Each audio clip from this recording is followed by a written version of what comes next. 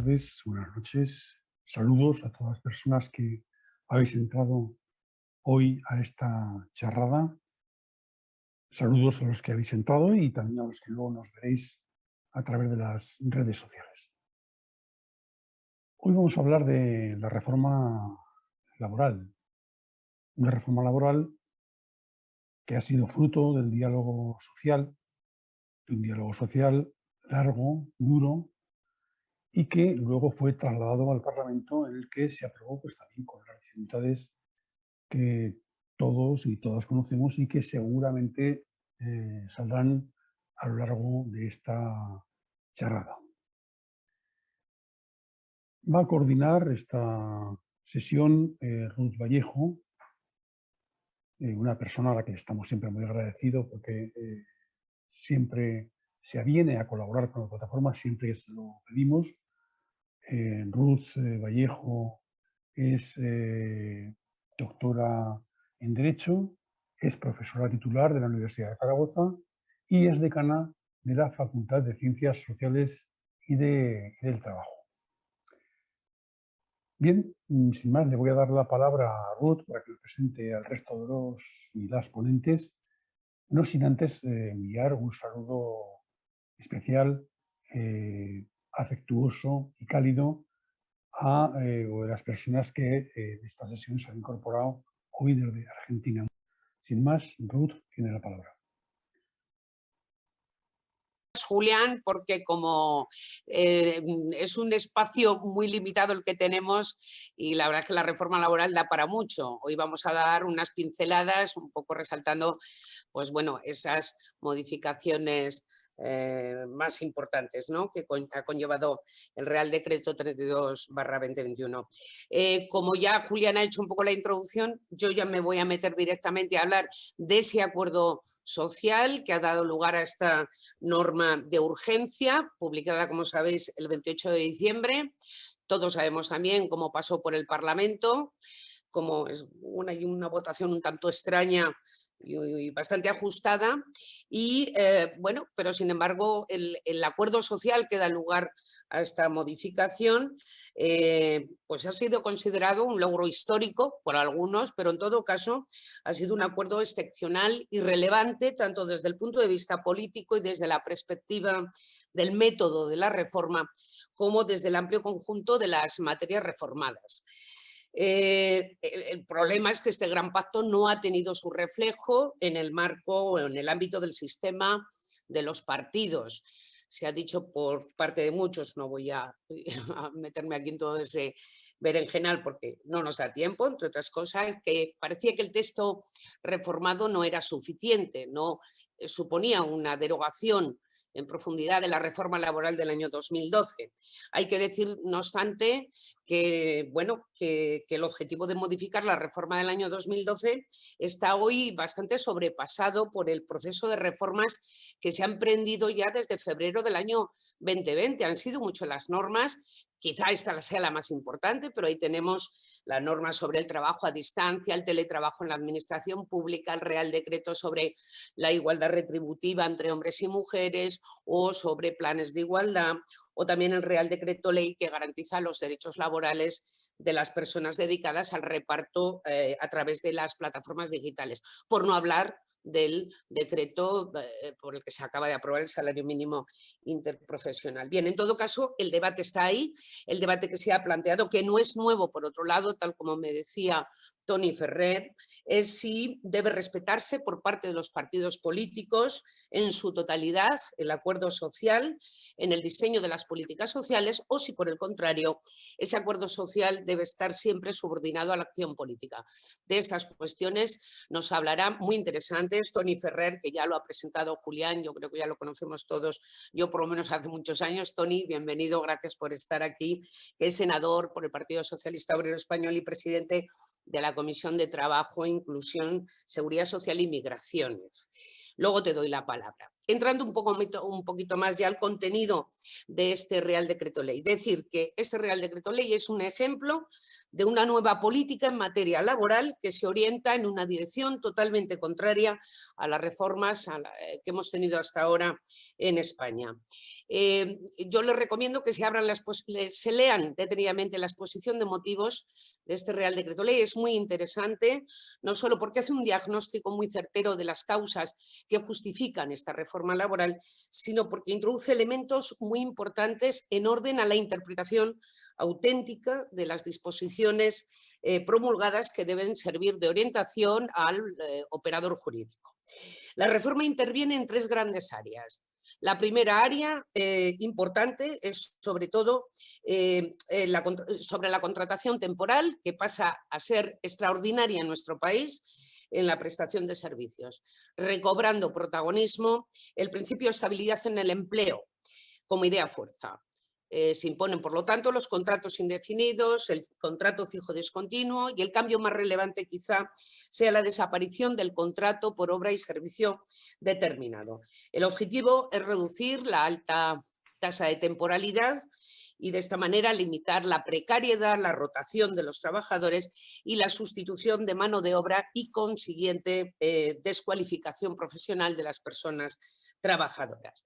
Sin embargo, se mantiene ahí un contrato que es el contrato temporal por circunstancias de la producción, que está dando bastante que hablar en su interpretación, ¿no?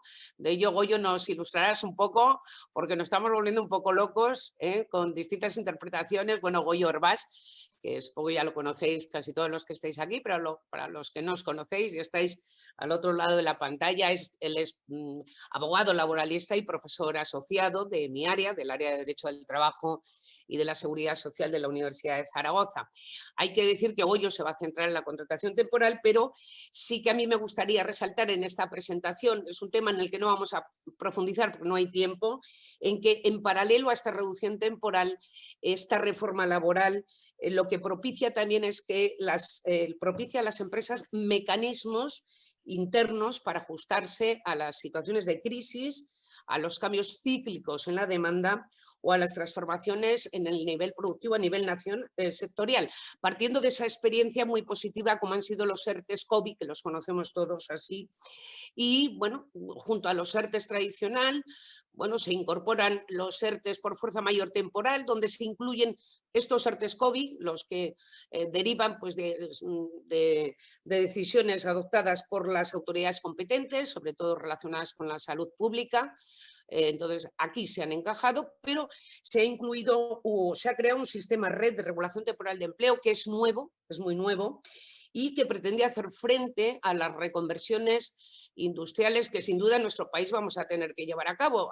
Hace poco hablábamos del futuro del trabajo con el representante de la OIT y bueno, hablábamos de esto. No podemos dejar a nadie atrás en ese proceso de transformación y de reconversión industrial que sin duda va a llegar con la digitalización y el cambio tecnológico. Bien, bueno, el objetivo, como podemos entender todos, es, por supuesto, desplazar a los despidos colectivos a un papel secundario o como última alternativa. Y por último, el tercer gran eje de esta reforma laboral se centra, a Goyo ya te he presentado, se centra en la negociación colectiva. La idea fuerza reforzar el convenio colectivo de ámbito sectorial frente al convenio colectivo de empresa que tenía, como sabéis, tras la reforma de 2012, preferencia aplicativa en muchas materias y que en la práctica ha supuesto, esto ya se predijo en su día y ya lo hemos visto en la realidad, se predijo, como he dicho, la devaluación de las condiciones laborales de las personas trabajadoras y entre ellas las salariales. Bien, a la vez que se produce o se vuelve al convenio sectorial en determinadas materias, de eso nos hablará también Amparo luego, se reordena el convenio aplicable en los supuestos de subcontratación y externalización de los servicios, conectándose dicha reorientación además con la exigencia del principio de igualdad y no discriminación, como ocurre con sectores altamente feminizados como son las camareras de piso, las conocidas como las Kellys, y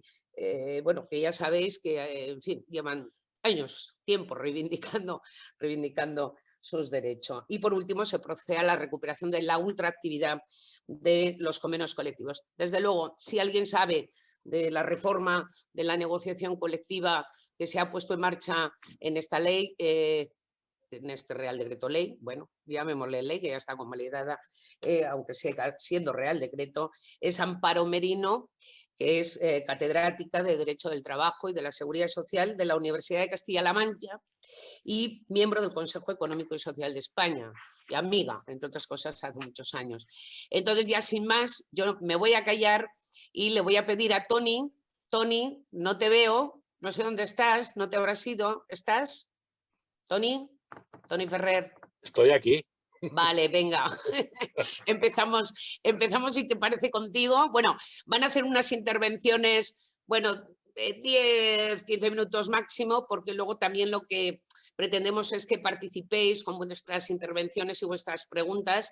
Ya os voy a pedir que seamos todos muy breves, que no empezamos a divagar y a reflexionar demasiado porque se nos va el tiempo, ¿no? No tenemos mucho tiempo en estos pequeños ratos de charrada. Toni, el reto lo tienes ahí. Debate, ¿qué pasa con el acuerdo social? Los partidos políticos, somos las organizaciones sindicales y empresariales, sois también instituciones básicas del Estado. Dinos, cuéntanos. Me decías el otro día que el debate era viejo, no era nuevo, ¿eh? Bueno, tú sabes que muchas cosas son cíclicas y se repiten, ¿no? Es decir, en el mundo de las relaciones laborales evidentemente tienen una componente de innovación social, pero desafortunadamente el clima político suele repetirse en estos temas. Bueno, en primer lugar, agradecer la plataforma progresista de Zaragoza, de Aragón, la iniciativa de convocar este encuentro, aunque sea virtual. Bueno, y agradecerle también a Julián y a Carlos, que nos está siguiendo también, a Carlos López, el que pensaran que yo podía o debía de participar. En este caso, puedo porque estoy aquí. Bueno, yo creo que en torno a la reforma laboral se ha generado como una especie de tópicos mediáticos que a veces parecen más bien leyendas urbanas, ¿no? Es decir, primero se empezó situando que era una especie de acción demoledora que iba a poner en riesgo la competitividad y si ponemos poco retrovisor veremos que hasta prácticamente hasta el último mes de negociación en noviembre no estaba clara que entrara la patronal. Es decir, yo creo que eso ha sido un primer elemento que ha condicionado mucho la negociación y que ha permitido que se creara como una especie de frente político frente al frente social que representa el diálogo, que quería instrumentalizar el diálogo social hacia su concepción del periodo en que estamos atravesando, ¿no? Por ser de una manera más clara, diré, la derecha y la extrema derecha tenían claro que la no firma de la patronal era una victoria para ellos. Hubo un pasaje, como fue en el acuerdo para el mecanismo de equidad intergeneracional de las pensiones, en que la patronal no la asumió, alegando el sobrecoste que se genera de la cotización del 0,6, ellos tienen que poner un 0,5, que les animó en ese tema. Yo creo que eso ha hecho que, bueno, la derecha, como decía, y la ultraderecha, y su ejército mediático, pues generaran ese clima en ese terreno. Bueno, no más lejos de la realidad, al final les ha desmentido los hechos y la actuación de la patronal, ¿no? Es decir, creo que de una manera muy clara se ha posicionado en el acuerdo. No lo digo por el hecho de la firma, sino en la defensa del propio acuerdo, y hemos vivido pues hasta situaciones que, bueno, algunos en el pasado se me han vivido, me imagino que mucha gente le llamará la atención de acusaciones internas dentro de la patronal sobre el acuerdo, ¿no? Es decir, quizá yo, por poner un ejemplo, alguien que lo ha firmado y no ha votado en contra, dijo que estaba de acuerdo en firmar, pero no estaba de acuerdo con el acuerdo. En este caso fue el presidente de CEPIME, ¿no? Es decir, esto que parece un poco lioso refleja cuál es cuál es el ambiente en este tema. Bueno, yo creo que esto en un campo era previsible, es fruto de la situación de polarización que está haciendo la derecha en este país. No era tan previsible la actuación de partidos que apoyaron la investidura del presidente del gobierno y, por lo tanto, la constitución del gobierno de coalición del Partido Socialista y de Unidas Podemos.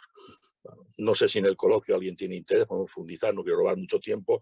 Yo le he dado muchas vueltas a las propuestas cuando se hacían propuestas, porque muchas veces lo que se hacían eran declaraciones que luego no eran tales propuestas, ¿no? Básicamente, por resumirlo, no había ningún contenido de carácter económico, sí sindical en el caso del Partido Nacionalista Vasco, sí que hay una propuesta sindical, la del marco autónomo vasco, y poco más. Era lo que había en el fondo, había una concepción claramente partidista. Esto ha hecho que se genere esta situación, primero de la derecha y luego de los tres partidos de los partidos del bloque de la investidura, pues como un cierto manto de poner en cuestión los contenidos del acuerdo y sobre todo el alcance, yo creo un alcance muy potente que tiene mucha trascendencia de esta reforma laboral, ¿no? Es decir, creo que, por decirlo de una manera, si crees muy, muy directa, se ha generado un divorcio entre el diálogo social y el necesario diálogo político, ¿no? Es decir, en España tenemos quizá un tema que podemos sacar enseñanzas prácticamente de la transición, nuestra legislación laboral, sin ser de una manera lineal, uniforme, ni darse siempre ha tenido una característica principal, que era la legislación laboral pactada, que es lo que se ponía como ejemplo en Europa, en Iberoamérica, en Latinoamérica, etcétera, en ese terreno. Bueno, al final, no voy a repetir, ya lo habéis situado tanto Julián como Ruth, es decir, el resultado en la convalidación ha sido positivo y poco más se puede decir más que dos cuestiones de esta primera reflexión. Es decir, el diálogo social que representa la autonomía colectiva está residenciado en el artículo 7 de la Constitución y la soberanía popular, que merece todo el respeto, está en el 6 de la Constitución.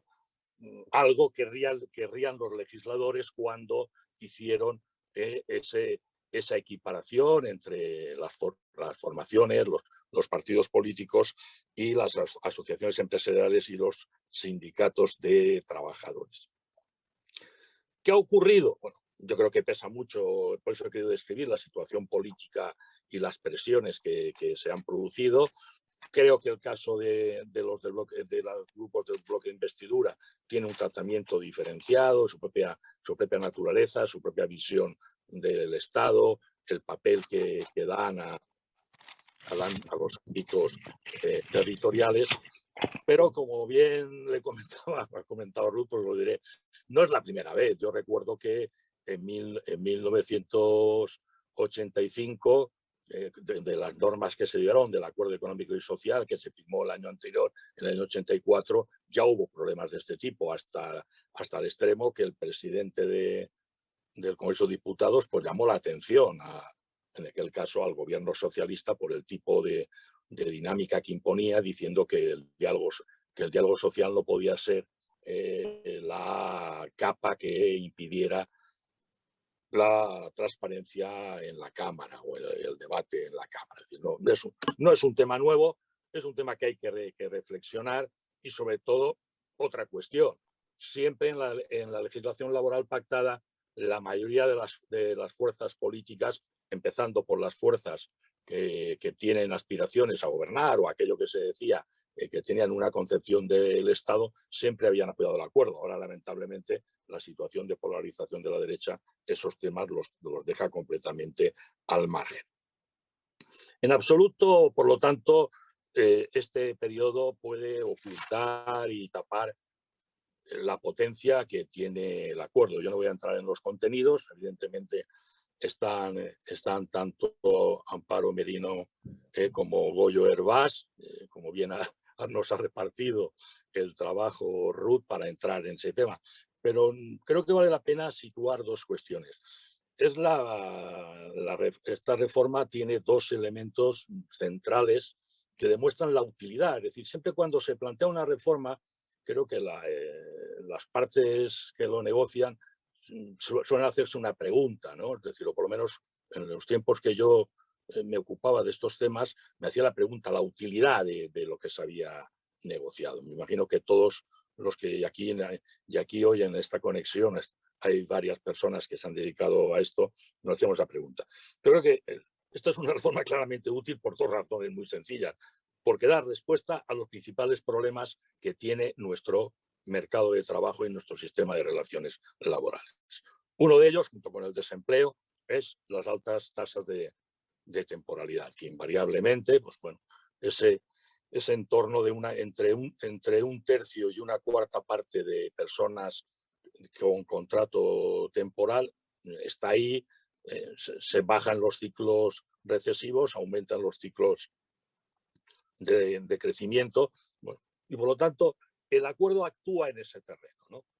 Ya después tendremos oportunidad de escuchar el análisis específico, pero yo quiero poner el foco ahí, es decir, actúa por reducir drásticamente la temporalidad y situar que la forma de contratación es la contratación indefinida. Eso es un cambio completamente radical, pero radical de raíz. De raíz, ¿por qué?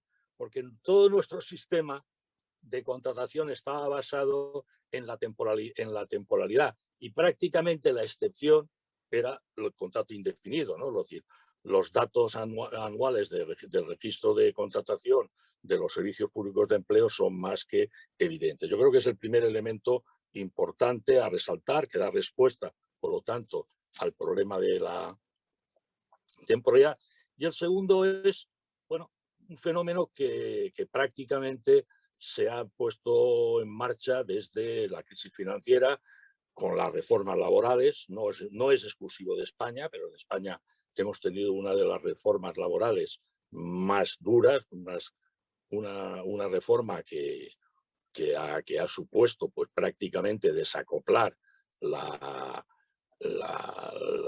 relación que ha habido siempre entre crecimiento económico y aumento de la renta. Esa situación se ha desacoplado y las medidas que se adoptan en materia de negociación colectiva van en esa línea, ¿no? Es decir, van en la línea de que la negociación colectiva pueda volver a ser una herramienta de predistribución y, por lo tanto, de mejorar la situación de las rentas y de las condiciones de trabajo. Por lo tanto, por eso quiero poner en valor esos aspectos de los contenidos y esa utilidad que tiene en esa cuestión. Evidentemente, es mucho más contenido, cómo se va a mejorar las condiciones salariales de los trabajadores de las subcontratas.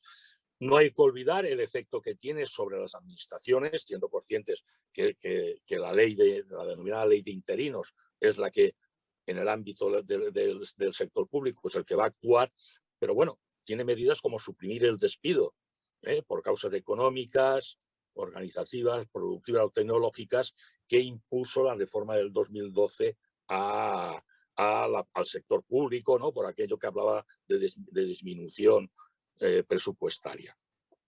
O un aspecto también que yo creo tiene mucha relevancia, que es la nueva redefinición y reformulación que se hace del contrato de obra y servicio en la construcción, ¿no? Yo creo que, aparte del efecto, porque algún analista con una visión puramente de intentar buscar una trampa dice que tiene una visión, tiene un efecto estadístico, ¿no? Es decir, aquí se va a dignificar la situación de los trabajadores de la construcción. Y ya en ánimo de ser breve quiero... Sí, 2 minutos. Sí. Luego habrá más tiempo para más. No. Es que son muchas cosas, efectivamente. No, yo mismo me lo he puesto. Yo creo que vale la pena también enlazar esta reforma, no solamente con lo que se venía haciendo, que Ruth comentaba, que se remonta al segundo semestre del 2018, no empieza en el 2020. Tenemos muchos aspectos que se han planteado, es decir, desde aquella época. Por ejemplo, la medida estrella de la reforma laboral del 2012, recordáis cuál era, ¿no? El contrato de emprendedores. Emprendedores, sí. Pues, Y fue derogado. Y otro, que ese sí ya es en el febrero del 2020, la supresión de la derogación del 52D, la posibilidad de despedir por enfermedad. por enfermedad. Bueno, perspectiva. Yo creo que hay dos cuestiones que no vale la pena perder, porque si no, no se sabrá cómo ubicar la reforma. La reforma no solamente puede y debe de actuar, sí, a través de la regulación sustantiva, a través de su despliegue, de cómo prevé el papel de la inspección de trabajo, las nuevas sanciones e infracciones que se plantean, pero esta reforma hay que situarla dentro de una voluntad que hay de cambiar el modelo productivo. Si no, las cosas no van a funcionar. Porque la cosa no es tan sencilla como el boletín oficial del Estado, pese a lo complejo que ha sido, que ha tenido que equivocarse un diputado del PP, que nos hemos encontrado dos traidores de una comunidad vecina, Aragón, en este terreno. Yo insisto, si no se enmarca este cambio, y un cambio importante, un cambio trascendente, en un cambio de modelo productivo que se plantea con el plan de recuperación, transformación y resiliencia, esto tendrá poco recorrido. ¿Por qué? Porque el cambio de modelo productivo requiere un cambio de modelo laboral, pero un cambio de modelo laboral como es que se ha producido para prosperar, para que tenga condiciones de desarrollo, requiere ese nuevo modelo, sentar esas bases productivas ante los retos. El fútbol lo comentaba y quiero acabar ahí. Tenemos retos, tenemos la industria 4.0, que ya no es algo que va a venir, ya estamos y lo estamos viviendo las consecuencias. Además, ha agudizado la internacionalización, la industria 4.0. Lo estamos viendo, los problemas que tenemos de falta de suministros por los shocks que se están produciendo por la pandemia. Vamos a ver lo que se producen ahora por la guerra de Ucrania. Y luego la última, que este modelo laboral necesita una proyección de futuro por la digitalización, por el cambio climático, por la necesaria descarbonización, por las nuevas necesidades sociales, por profundizar en la igualdad entre hombres y mujeres, y eso es lo que defendíamos en el programa del gobierno de la coalición, que es el horizonte del nuevo Estatuto de los Trabajadores, o lo que algunos llaman el Estatuto del siglo XXI. ¿Por qué situó esto? Porque siempre la tendencia a encontrar cosas fuera que nos han quedado, evidentemente, esas cosas u otras cosas que no estaban en la mesa y que hay que tratar, y no tienen nada que ver con cosas del pasado, sino con cosas del futuro, es ese nuevo marco, ese nuevo cuadro de derechos laborales que habrá que construir en un futuro. Evidentemente, yo no lo veo de inmediato, digo por si para adelantar en las preguntas, no veo que esto sea dentro de esta legislatura, lo veo complicado, pero bueno, lo dejo caer ahí. Nada más. Pues muy bien, Toni, gracias. ¿Ves? Ha ido más allá. Efectivamente, hay muchas más cosas de las que se pueden hablar y en las que se puede profundizar. Y, por ejemplo, ahí están el sistema red del que hablaba antes, que es fundamental para ese proceso de transformación tecnológica. Y luego está todo el tema de la recualificación de las personas trabajadoras en este proceso de transformación. Porque la mayoría, bueno, y sobre todo a determinadas edades, aquí la gente ya se ha quedado analógica. O nos hemos quedado. Entonces, eso va a ser también una batalla que habrá que ganar, ¿no? Para crear también esos empleos de calidad de los que hablamos y que efectivamente es el trasfondo de toda esta reforma laboral. No voy a robar más tiempo. Goyo, ¿dónde estás? Goyo Orbás. Hola. Gracias, Toni. Luego volvemos. Vale, ahora. Bueno, Goyo, háblanos. Pero... Bueno, sí, ya tengo ganas de hablar, así que eso. Bueno, muchas gracias por la invitación y por poder expresar desde un punto de vista pues práctico o con la experiencia ya de tanto BOE, porque efectivamente una cosa es lo que está escrito y otra cosa es la realidad sociológica, ¿no? Entonces partimos de una situación en la que objetivamente la reforma laboral supone una mejora, sin lugar a dudas, es decir, si no se hubiese aprobado, hoy tendríamos menos derechos, por tanto tenemos que hablar que el contenido global de la norma es un contenido positivo y así se deriva de lo que está publicado, ¿no? Eso no quita a que tenga ese sabor agridulce de lo que son los acuerdos. Y efectivamente la firma en este caso de la parte de las asociaciones empresariales pues ha marcado, como no podía ser de otra manera, el contenido también de esta reforma, que como digo, partimos de una situación de avance. Pero esa situación de avance, desde mi punto de vista, tiene dos aspectos claves, ¿no? Uno, que se va a dar y que es el futuro, que es el refuerzo del poder sindical, no solamente a través de, como luego seguramente contará Amparo, de lo que es la modificación en todo el tema de la negociación colectiva, sino el refuerzo del poder sindical, de la representación de los trabajadores en las empresas, en cuanto al control de la temporalidad. Luego hablaré de los fijos discontinuos, qué posibilidades se dan, etcétera. En los contratos formativos, el acceso a la información, a los planes individuales. Es decir, hay un elemento clave que es un reforzamiento del poder sindical y, por tanto, es un reforzamiento de aquellos centros de trabajo donde hay presencia de las organizaciones sindicales. Entonces, en ese contexto y en ese marco de representación sindical es un avance. El segundo aspecto aquí que falla, y esto es previsión de futuro, pero es ya lo que se oye en los corrillos de los abogados de la patronal, es quién cumple ahora el compromiso asumido de esta reforma laboral por parte de las asociaciones empresariales o no de las asociaciones que han firmado el acuerdo, sino de llevarlo a cabo por parte de las patronales. La realidad sociológica dice que el 25% de las personas en activo están desempleadas, están con contrato temporal. El 25% están con contrato temporal. De ese 25% que están con contrato temporal, hay que decir que los contratos que se hacen, el 90%, más del 90%, el 92% son contratos temporales. Solamente hay un 8% de contratos indefinidos, lo que se ha venido haciendo antes de la reforma. De ese 92% de contratos temporales, la gran mayoría son contratos de obra y servicio o contratos por circunstancias de la producción.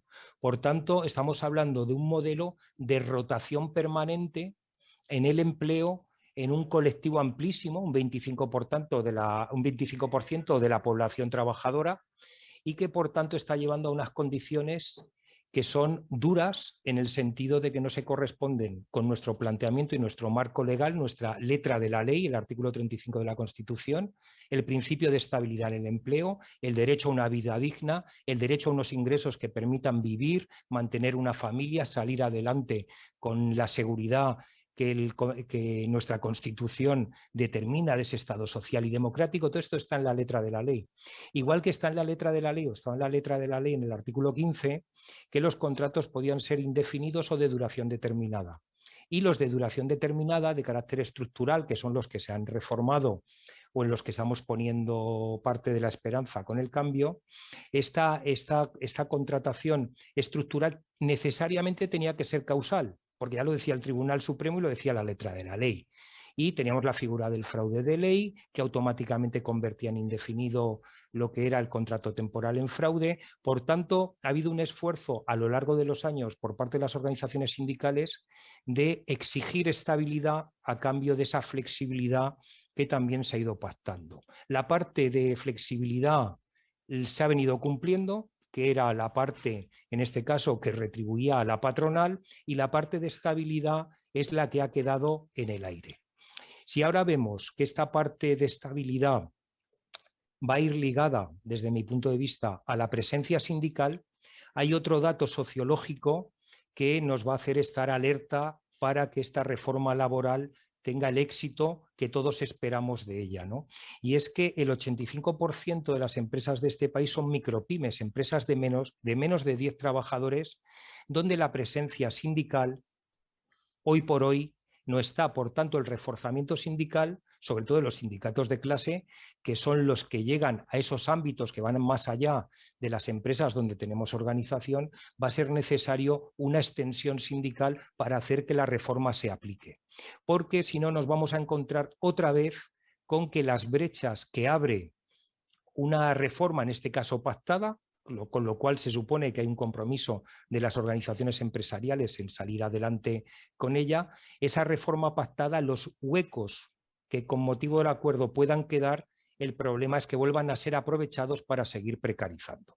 Centrándonos en el tema más técnico, hay una cuestión que ya es positiva de por sí. La eliminación del contrato de obra o servicio determinado implica que todas esas personas que estaban con contrato de obra o servicio determinado necesariamente va a tener que derivarse hacia otra contratación. Y la contratación que señala el legislador, que señala aquí el Real Decreto 32/2001, es el del fijo discontinuo. Por lo tanto, automáticamente implica una mejora de derechos. De una temporalidad contractual, que es el contrato de obra o servicio determinado, pasamos a una estabilidad en el empleo en cuya extinción entran en juego una mayor indemnización y, además de una mayor indemnización, entra en juego lo que sería pues ese principio de estabilidad, es decir, mayor indemnización para extinguir contratos en el momento que puedan ser colectivos va a requerir que se negocie y que se llegue a acuerdos, y si no, en cualquier caso ya automáticamente tendremos que son las condiciones de las personas indefinidas. Por tanto, es verdad que estadísticamente esto va a suponer un cambio, pero de manera objetiva va a suponer una mejora para un montón de personas trabajadoras de nuestro país que hasta ahora estaban en situación de precariedad. Por tanto, desaparición del contrato de obra y canalización hacia una nueva figura que es el fijo discontinuo. ¿Por qué se canaliza hacia el fijo discontinuo? Porque el fijo discontinuo pasa a ser del contrato clásico que nosotros hemos entendido toda la vida, el fijo discontinuo de las actividades estacionales, pues las actividades en el campo, los que son los trabajos de temporada, etcétera, es decir, aquellos que se repiten año a año de forma cíclica, que son homogéneos y de forma intermitente, y es el mismo trabajo que se repite anualmente. Pues bien, además de esta figura del fijo discontinuo clásico, se incorpora el que ya existía, que es el fijo discontinuo con fechas ciertas, como podían ser monitoras de comedor o piscinas públicas, es decir, lo que antes venía recogido en el contrato a tiempo parcial, lo cual sigue siendo figura del fijo discontinuo. Esto también fue un arte de malabarismo el sacarlo, pero no nos vamos a entretener en ello. Y la clave de la reforma es que incorpora el ligar el fijo discontinuo para lo que son las contratas. Es decir, de pronto el contrato de obra o servicio determinado que iba ligado a la duración de la contrata, ya fuera mercantil, administrativa o del tipo que fuera, ahora ya el Tribunal Supremo había cuestionado pues el problema que tenemos en el área pública y que tenemos en materia de contratas. Gente en contratas 10 años y seguía con contratos temporales, ¿no? Lo cual era bochornoso porque iba en contra de la directiva 1999/70 de duración determinada y era otro tirón de orejas. Entonces, ahora lo que está haciendo, lo que hace la norma de forma muy satisfactoria es derivar la obra o servicio hacia el fijo discontinuo. Pero por tanto aprendemos de un nuevo fijo discontinuo, porque ya no es el fijo discontinuo de temporadas de 2 o 3 meses o más, 6 o 7, que se repite de año en año, a periodos amplios en el cual va a ser la vigencia de la contrata, y entre una contrata y otra tendremos lo que serán los periodos de espera o de llamamiento hasta la siguiente contrata.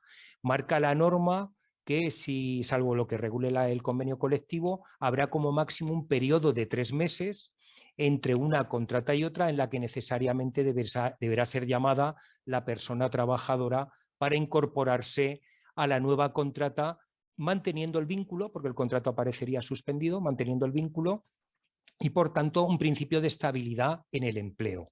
Y también es importante la línea que se ha dicho por las personas que han intervenido anteriormente, y es que se centra esos periodos de espera en materia formativa ante los nuevos cambios, ante la digitalización.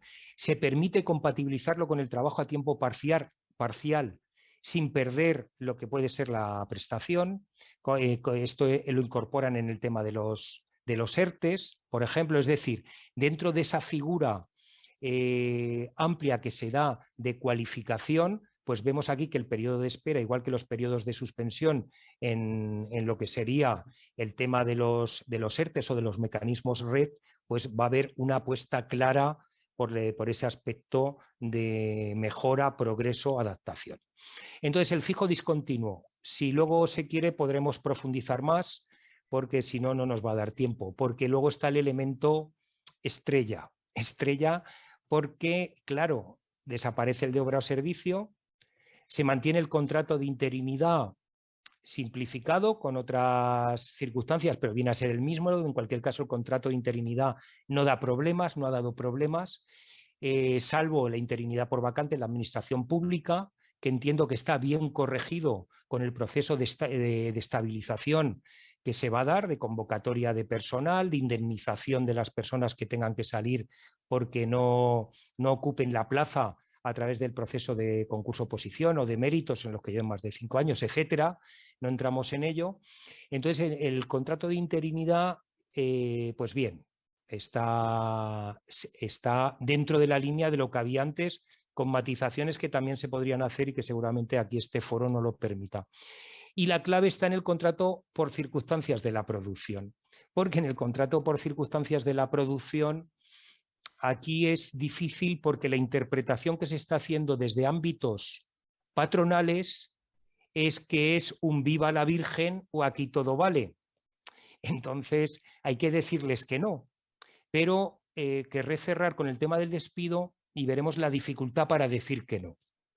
La dificultad no donde hay organización sindical, que podremos decir no de forma clara y rotunda, pero la dificultad de decir no al abuso donde no hay representación sindical por el tema de la precariedad y el tema del despido. ¿Qué dice el contrato por circunstancias de la producción? El artículo 15 que se modifica, en primer lugar, establece lo que sería, pues eso, ese frontispicio que nos encanta, que viene a decir el principio de estabilidad en el empleo. Dice, el contrato de trabajo se presume concertado por tiempo indefinido. Pues bien, es una declaración, es importante, ya la aplicaba el Tribunal Supremo, se ha venido aplicando siempre a efectos teóricos que no prácticos y por tanto el artículo 15 empieza bien. Nos vamos ahora a los supuestos de contratación temporal estructurales. Ya tenemos dos, el contrato de interinidad y el contrato por circunstancias de la producción. Pues bien, en el contrato de circunstancias de la producción se mantiene el contrato de circunstancias de la producción clásico, que es acumulación de tareas imprevistas, que por tanto la empresa necesita contratar más gente de la que tiene normalmente porque hay una situación imprevista que no ha podido controlar la dirección de la empresa y necesita reforzar de forma temporal hasta que se estabilice el empleo.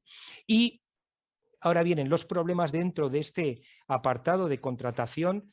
Incorpora el texto de la ley las oscilaciones que generen un desajuste temporal entre el empleo estable disponible y el que se requiera. Y pone a título de ejemplo las vacaciones. Entonces, está hablando de desajustes temporales entre el empleo fijo y el empleo que se requiere en ese momento. E introduce, este sería un tipo de contrato, aunque en realidad hay dos supuestos, e introduce el nuevo contrato. Este es el contrato de 6 meses dentro de un año y lleva una regulación que todos conocemos porque es la actual. ¿Cuál es el contrato nuevo? El que se prevé para situaciones previsibles, ocasionales y que tengan una duración reducida y delimitada. Pues bien, este contrato se articula no con una duración de hasta 6 meses dentro de un año, lo que las partes acuerden con una prórroga, sino que establece que durará, pues se podrá contratar hasta 90 días al año natural, no continuos, y los trabajadores y las trabajadoras que sean necesarias. Entonces, ¿cuál es la interpretación que se está haciendo? Aquí hay 90 días donde tenemos posibilidad de contratar a quien nos dé la gana, como nos dé la gana, y tenemos barra libre, siempre y cuando no supere los 90 días y los 90 días no sean continuos. ¿Cuál es el problema de esta circunstancia que se plantea de ocasionales, previsibles, de duración reducida y delimitada? Pues que hasta que no tengamos una práctica empresarial tutelada o fiscalizada, primero por la representación sindical y luego, lógicamente, por la jurisdicción social, no sabemos lo que va a pasar. Lo que sí que tenemos claro desde el punto de vista del derecho positivo es que este contrato se enmarca dentro del 15, que exige para todos los contratos que haya causa habilitante de temporalidad, circunstancias concretas que justifiquen esa temporalidad y conexión de la duración prevista.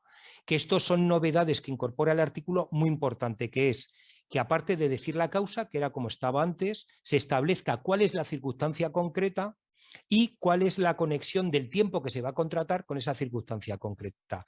Entonces, el miedo en este caso es que esos 90 días de barra libre, siempre y cuando no sean continuos, se interprete como que cualquier circunstancia ocasional o previsible vale y se desconecte de ese principio de estabilidad en el empleo y de esa situación de excepcionalidad que el artículo 15.1 establece. No voy a entrar más por dejarlo ya en el tema del aperitivo, esto aperitivo si nos da tiempo, pero sí que quiero resaltar otra mejora respecto al artículo 15, y es que aunque los contratos estén bien hechos, porque el artículo 15 dice que si el contrato está mal hecho, ya no es que se presuma indefinido, salvo prueba en contrario que acredite la temporalidad. No, si el contrato está mal hecho, porque no hay causa, el contrato será indefinido, lo dice el apartado 4 del artículo 15. Por tanto, ya no hay que discutir. Si no se cumplen los requisitos, tal. Y luego la otra cuestión. Aunque los contratos estén bien hechos, por imposición de la directiva de la comunidad, la directiva comunitaria nos dice que cuando un trabajador, una trabajadora presta servicios durante 18 meses, preste servicios durante 18 meses en un periodo de 24, con 2 o más contratos por circunstancias de la producción para en el mismo diferente puesto, para la empresa a través de TT, grupos de empresas, sucesión de empresa, en cualquier supuesto, adquirirá la condición de fija indefinida en ese puesto. Pues bien, la reforma da un paso adelante fundamental, porque ya no solamente habla de la persona que lleva 18 meses, sino que habla del puesto, que ha sido una demanda sindical de años y años, que es, si un puesto de trabajo es permanente, ese puesto debe estar con una persona con carácter indefinido. Y entonces lo que dice la reforma es que si una persona que ocupa un puesto que lleve 18 meses cubierto con contratos temporales por circunstancias de la producción, aunque esa persona aterrice ese día, es fija, alegando en este caso este artículo. Por tanto, esto también es un refuerzo, además de entrar la inspección de trabajo cuando se produzcan estos supuestos de los 18 meses dentro de 24, bien de la persona o bien del puesto. Ruth, tenía muchísimas cosas, pero llevo 18 minutos, así que me retiro. Lo siento, adiós. Decía que no te he interrumpido, estaba muy interesante las reflexiones y efectivamente ya lo habíamos hablado, ya lo habíamos reflexionado sobre ese contrato de circunstancias de la producción que vamos a ver cómo se aplica en la práctica, porque la filosofía está clara. Yo me refería antes también a que hay que prestar atención a esa exposición de motivos, hay que leerla detenidamente porque ahí está la interpretación auténtica también de esta reforma y por lo tanto, bueno, vamos a ver si la práctica, lo veremos, desvirtúa o no. Desvirtúa o no, supongo que, bueno, echa la leche a trampa, esto ya nos lo sabemos desde hace tiempo. Bueno, Amparo Merino, te toca. Háblanos de la negociación colectiva, de lo que tú quieras. Ha escrito un artículo muy interesante sobre la aplicación, que también es enrevesado de narices, ¿no? La aplicación del convenio en el tema de las contratas y la externalización en relación con las camareras de piso. Y la verdad es que, bueno, ella sabe mucho de esto, lleva muchos años trabajando con el tema de la negociación colectiva, es una de las mayores expertas en la materia, así que te cedo la palabra ya. Venga, me callo.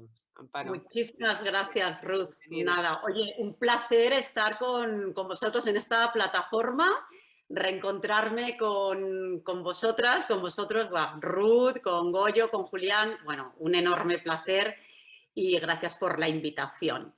Bueno, yo coincido en lo que habéis planteado. Yo creo que esta reforma, que tendrá que ser interpretada continuamente, como acaba de señalar Goyo, algunos problemas que plantea el contrato eventual por circunstancias de la producción previsibles, ¿no? Bueno, pues también en el ámbito de la negociación colectiva, pues posiblemente tengamos que reinterpretar y volver a interpretar preceptos. Bien, como has dicho, Ruth, al principio de tu exposición, en materia de negociación colectiva, la reforma 2021 se centra básicamente en 3 puntos. El rescate del salario de la preferencia aplicativa del convenio colectivo de empresa, un elemento importantísimo porque supone una mirada al convenio colectivo sectorial en los términos que luego intentaré explicar muy brevemente. Segundo punto de reforma, la restitución de la vigencia ultraactiva del convenio colectivo que tantísimos problemas ha planteado en la práctica. Y tercer punto de reforma, la determinación del convenio colectivo aplicable a las contratas y subcontratas, es decir, a las personas externalizadas. Luego hay algunos aspectos concretos también de reforma en materia de negociación colectiva, como son las referencias que fundamentalmente en materia de contratación se hacen a la negociación colectiva sectorial, en ocasiones al convenio sectorial estatal o autonómico y en su defecto a los convenios colectivos sectoriales de ámbito inferior, o en otros casos más genéricamente a la negociación colectiva sectorial, que es un elemento importante porque cuando hay remisión a la negociación colectiva sectorial no se aplican, podríamos decir, las reglas de concurrencia del artículo 84 del Estatuto de los Trabajadores. Coincido contigo, Ruth, que es importante para interpretar la reforma 2021, fundamentalmente en materia de negociación colectiva, hacer una lectura muy meditada, muy sosegada de la exposición de motivos, del preámbulo del decreto ley 32-21, porque desde mi punto de vista, en este preámbulo, en esta exposición de motivos, además de hacerse, tú también lo has dicho, Ruth, un diagnóstico de la situación, se condensan los grandes objetivos de la reforma laboral, fundamentalmente en materia de negociación colectiva. Y esa lectura sosegada, esa lectura meditada de la exposición de motivos del preámbulo del decreto ley 32-21, a mí me plantea básicamente 2 cuestiones. En primer lugar, primera cuestión, la reforma que se hace en materia de negociación colectiva ¿es suficiente para cumplir los objetivos que proclama la propia exposición de motivos? Esa sería una primera cuestión sobre la que tendremos que hablar, posiblemente en el debate. Y segunda cuestión, y tú también lo has planteado, Ruth, yo creo que en aquellos vacíos normativos o en aquellos lagunas interpretativas que se puedan suscitar en materia de negociación colectiva, la propia exposición de motivos es un elemento fundamental interpretativo. Es decir, creo que en muchas ocasiones, fundamentalmente en materia de negociación colectiva, tendremos que hacer una interpretación finalista, una interpretación que atienda a los objetivos perseguidos por la reforma 2021. Muy brevemente, y luego ya me centraré en estos 3 puntos de reforma, que también lo voy a hacer de manera muy concisa. Muy brevemente, ¿cuáles son los objetivos de la reforma 2021 en materia de negociación colectiva? Ligándolos a cada uno de los puntos centrales de modificación en este ámbito. En primer lugar, dice el preámbulo que hay que modernizar la negociación colectiva y que hay que evitar que la negociación colectiva sea un instrumento de flexibilidad interna en los términos que había previsto la reforma laboral del año 2012. Es decir, que la negociación colectiva en los términos que se habían articulado en la Ley 3/2012 se contemplaba como un mecanismo de flexibilidad a través del descuelgue y como un instrumento de devaluación de condiciones de trabajo. Es decir, que el centro se situaba en la empresa y la empresa, a través de distintas disposiciones, pero fundamentalmente a través de la preferencia aplicativa que se daba al convenio colectivo de empresa, podía devaluar condiciones de trabajo. se generaba una espiral de devaluación salarial que se conoce perfectamente en la práctica y que dio lugar, además, a la proliferación de los convenios colectivos de empresa. Es verdad que los primeros diagnósticos que hicimos a la hora de determinar, en relación con la reforma 2012, a qué empresas iba a afectar fundamentalmente la preferencia aplicativa del convenio colectivo de empresa, inicialmente hablábamos de las empresas de pequeña dimensión, pero sin embargo la práctica también ha puesto de relieve que esa preferencia aplicativa del convenio colectivo de empresa ha sido utilizada fundamentalmente por determinadas empresas y no con plantillas reducidas, empresas contratistas y subcontratistas. Y me estoy refiriendo fundamentalmente a las empresas multiservicios. Yo creo que las empresas multiservicios son el exponente de devaluación de condiciones de trabajo, porque esas empresas multiservicios se mueven en una situación que podríamos denominar de limbo legal, que ha venido desplazando a las empresas de trabajo temporal. Por lo tanto, creo que este es un elemento importante de reforma que prevé que el convenio colectivo ya no sea un instrumento de devaluación de condiciones de trabajo, fundamentalmente en materia salarial.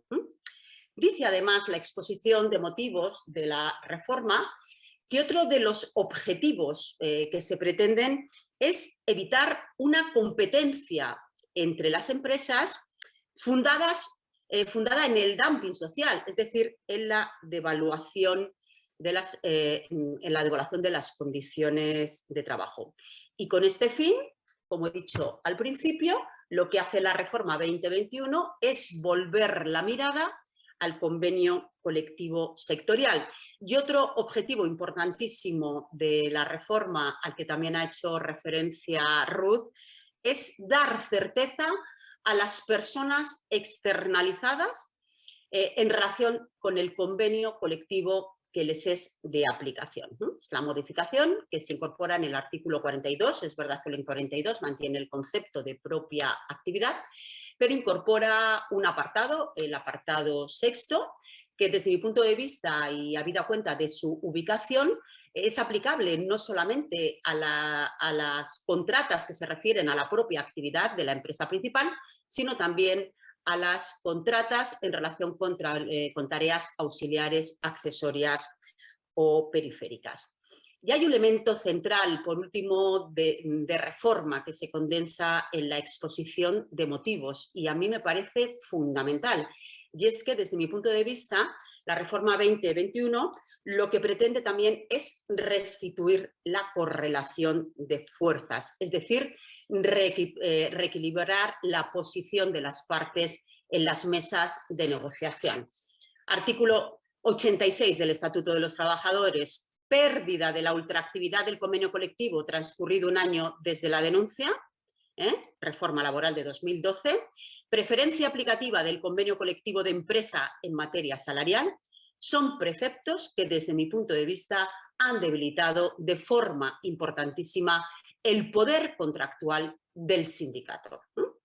O sea que ya no se trata solo de que las condiciones salariales quedaran residenciadas en la empresa, ya no se trata tan solo de resolver qué pasaba cuando perdía vigencia ultraactiva el convenio colectivo con la doctrina judicial de la contractualización, cuál era el convenio de ámbito superior aplicable y todos los problemas que se han planteado al respecto, además con posiciones jurisprudenciales en muchas ocasiones bastante contradictorias. Es que creo que este artículo 84.2 y el artículo 86 debilitaban enormemente al sindicato en las mesas de negociación. Por lo tanto, esa recuperación de la vigencia ultraactiva del convenio colectivo en este sentido es muy positiva porque evita procesos de negociación contrarreloj y creo que la recuperación o el rescate, mejor dicho, del artículo 84.2 de la materia salarial también es un elemento de enorme importancia. Es verdad que no quiere decir esto que el hecho de que ya no se dé preferencia aplicativa absoluta al convenio colectivo de empresa en materia salarial suponga que en cualquier caso la preferencia la tiene el convenio colectivo sectorial, porque estamos en el ámbito de la concurrencia, pero creo que es un elemento fundamental que tiene que ser valorado muy, muy positivamente. Y con este fin, además, para garantizar la adaptación de los convenios colectivos vigentes antes de la entrada en vigor de la reforma, pues sabéis que se establecen dos disposiciones transitorias de difícil interpretación, la disposición transitoria sexta en materia de concurrencia de convenios colectivos y la disposición transitoria séptima en el ámbito de la ultraactividad. Tendremos que valorar, por otra parte, si el mantenimiento de la preferencia aplicativa del convenio colectivo de empresa en el resto de las materias es o no adecuada. A mí sí que me gustaría hacer dos breves puntualizaciones. Creo que esa preferencia en materia de contratación es prácticamente anecdótica, o sea que se va a dar en supuestos enormemente puntuales. En materia de clasificación profesional se habla de adaptación y por lo tanto pues quedaría para determinadas cuestiones, pero yo creo que el elemento clave en este punto es la materia salarial. Y ya termino porque yo creo que lo que interesa aquí es el debate, haciendo una breve referencia a las contratas y subcontratas y a la determinación del convenio colectivo aplicable, porque es una norma absolutamente compleja, ¿no? Y yo creo que va a dar lugar a muchísimas interpretaciones. Como dice Ruth, acabamos de sacar una compañera y yo un artículo sobre las camareras de piso. Yo estoy trabajando ahora en todo el tema de negociación colectiva también, voy a sacar una cosa en breve.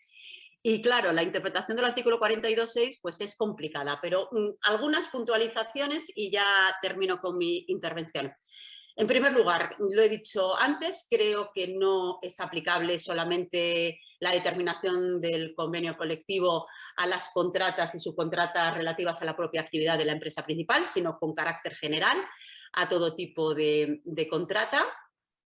En primer lugar, se establece una regla en la que se dice que el convenio de aplicación sectorial, el convenio sectorial de aplicación es el de la actividad objeto de la contrata. Claro, aquí ya empezamos a tener algunos problemas interpretativos porque es verdad que hay determinadas voces que han venido sosteniendo que no se añade nada nuevo.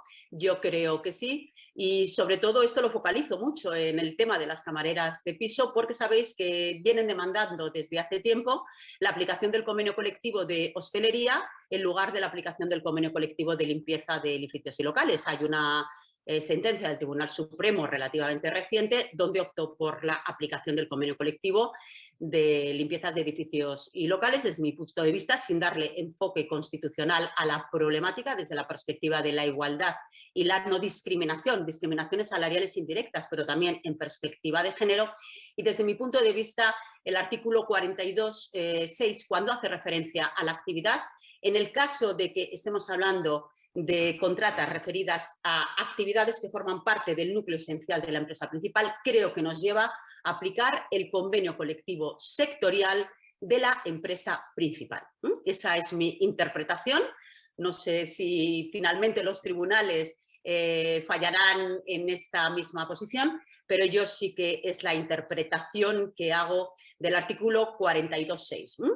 En relación, dice que se aplicará el convenio de la actividad salvo que exista otro convenio colectivo de aplicación de conformidad con lo establecido en el título tercero del Estatuto de los Trabajadores. Creo que ninguno de nosotros y ninguna de nosotras sabemos muy bien qué quiere decir esto, porque el título tercero del Estatuto de los Trabajadores no dice nada sobre convenios aplicables, por lo tanto, no creo que se esté refiriendo, porque aquí sí que habría muchísimos problemas interpretativos, a un posible convenio de las multiservicios, que yo creo que aquí plantea dificultades en materia de legitimación negocial y por tanto esto a mí me lleva nuevamente a las reglas de concurrencia conflictiva y a los acuerdos interprofesionales, a los acuerdos marco que estructuren la negociación colectiva.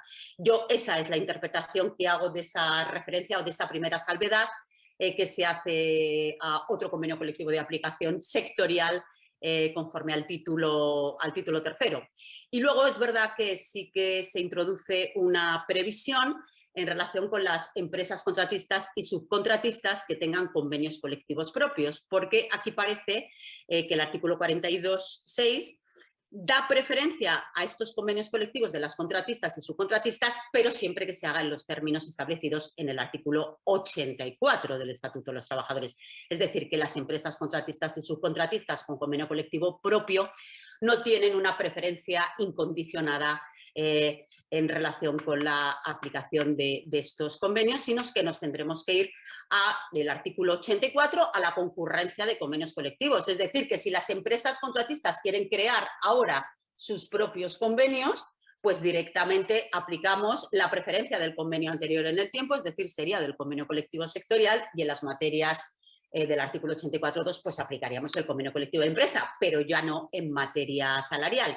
Y aquellas empresas contratistas y subcontratistas con convenios colectivos vigentes pues quedan sometidas al régimen del artículo 84 y a la disposición transitoria sexta, que establece que deben adaptarse con todos los problemas interpretativos que se puedan plantear al respecto, pero como digo, esa disposición transitoria sexta establece que tienen que adaptarse en materia salarial a las nuevas reglas de concurrencia.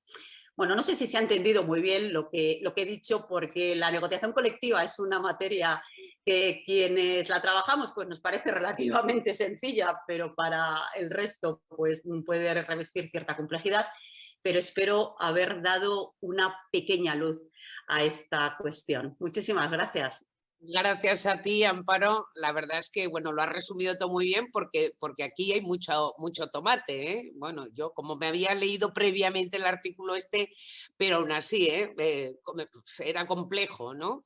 En todo caso, bueno, la reforma también pasa la patata caliente a los interlocutores sociales, es decir, porque aquí habrá que ponerse a negociar a nivel sectorial, indudablemente así es, y establecer la concurrencia de los convenios y dejar claro ese marco. No te oímos, Ruth, has quitado el sonido. He tocado algo. Decía que se pongan a trabajar los interlocutores sociales porque efectivamente esa concurrencia de convenios, ¿no? Esa preferencia aplicativa de unos u otros se tendrá que determinar indudablemente a través de la negociación colectiva. Por lo tanto, ahí hay un camino bueno, de trabajo para muchos de vosotros sois representantes sindicales, o sea que hay que ponerse a trabajar, digo yo. Bueno, vamos a abrir un turno de palabras ya. Voy a por el chat, ya hay por aquí ya alguna pregunta. Pido la palabra a Juan Carlos. No sé quién es Juan Carlos. Aquí solo pone Juan Carlos, de Juan Carlos. Ruth, soy yo. Vale, hola Juan Carlos. Venga. Hola Ruth. Breve, hola a todos. Tus reflexiones y sobre todo... Breve. No, sí. Da para tener un buen rato hablando, pero van a ser breves. Sí. Llegando con lo último que decías, y yo estaba viendo a Goyo, la gran tarea es que los agentes sociales, en concreto los sindicalistas, nos pongamos a trabajar. Es decir, pero por otro lado, hay que reforzar la inspección de trabajo, reforzarla haciendo las denuncias previas y reforzando también el que tengan mayor intervención. Y en esto también la administración tiene que ser ejemplar en la aplicación de la norma y ejemplar en poner a los servicios de inspección a que se puedan cumplir, como sabemos todos, el tejido productivo de España es de microempresas y es donde va a encontrar gran dificultad, que la vamos a encontrar en grandes empresas, porque están muy acostumbradas a un proceso anterior de negociación y va a ser un reto sindical, en un momento de debilidad sindical, que no estamos en los años 90, y ese es el reto, ¿no? Y por un lado, verlo, ¿no? Yo de todas maneras, es decir, la reforma va en una dirección que va en mejora y no las anteriores reformas que fueron en retroceso, y esto hay que ponerlo en valor y tiene muchas lagunas todavía y muchas cosas que aclarar, como decís, ¿no? Queda pendiente el despido, que hubiera sido muy importante haber mantenido precios superiores al que se está manteniendo, que es la reforma del 2012 en cuanto al despido, que fuera mucho más caro, y esto es un problema que no se ha resuelto, ¿no? Para que hubiera un consenso. Pero el consenso hay que ponerlo en valor y hay que ver cuál es el futuro que también tiene la reforma, y eso es una tarea que tenemos que hacer los sindicalistas, como bien decíais, y las administraciones, porque si los gobiernos progresistas tienen que hacer valer esta reforma, tienen que ser también poniendo sus mecanismos que es la inspección de trabajo en marcha, ¿no? Y que en la administración pública, que también se ha dotado de decretos para la estabilización, sean ejemplares. Poco más, porque podría decir muchas más cosas, pero voy a intentar ser breve. Pero vamos a Gracias. ser breve, gracias, ha quedado clara la idea. Vamos a darle la palabra a Magón, que es Manuel González Labrada, si no me equivoco yo. Manolo, ¿dónde estás? Hola, buenas tardes. Hola. Saludos a compañero de Derecho del todos. Trabajo también de aquí de la universidad. Bueno, es un placer estar con todos y con todas vosotras. Dos cuestiones. Bueno, una es en relación con el despido colectivo en las administraciones públicas, que Tony ha dicho No. que parece que ya no es posible despedir en las administraciones públicas. Yo a mí me plantea dudas. O sea, yo entiendo que en una interpretación atendiendo a esa exposición de motivos, cuando se dice que hay una disposición derogatoria que deroga todas aquellas normas que van en contra de la reforma que se plantea, y entre ellas aparece la disposición adicional 16ª, que es la que posibilitaba los despidos colectivos y por causas objetivas en el ámbito de administraciones públicas y sector público. Claro, al desaparecer esa norma, pues parece que obviamente ya no es posible los despidos colectivos. Está habiendo algunas voces que plantean recuperar otra vez el artículo 51 para los despidos colectivos y el artículo 52 para los despidos por causas objetivas.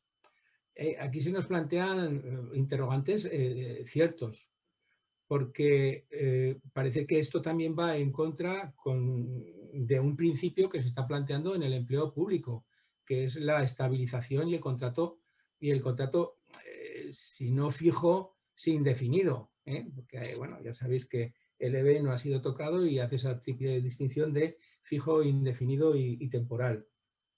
Por lo tanto, aquí se nos plantea un problema, pero es que además, curiosamente, el artículo 52, me parece que es la letra D, que es la que regula la extinción de los contratos en aquellos supuestos en los que empresas sin ánimo de lucro estén ejecutando programas con financiación finalista.